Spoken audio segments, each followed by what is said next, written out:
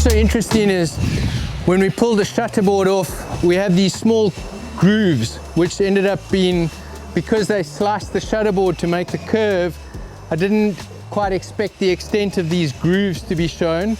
So we've ended up sanding them off with an angle grinder, which ends up with this finish.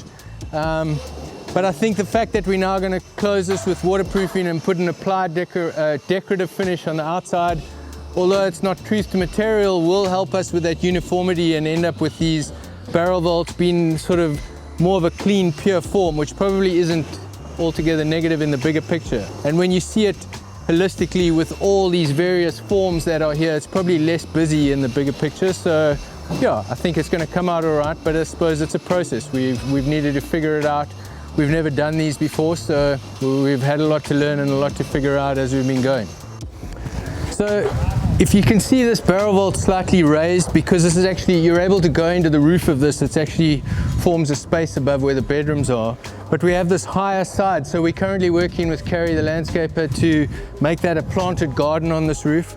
So they're just busy screening it, and then we'll put waterproofing in, and those will actually form the troughs for the landscaping that end up cascading over that back wall. And then obviously we're dealing with the practicalities of the concrete, but I think the essence of this house anyway is the views that you see, and it's unusual to have such a clear day where you're able to see all the way through to Gordon's Bay on the other side. Carrie has been overseas and she's back, and you can see she's starting to put in the topsoil within these courtyards, starting to finish them.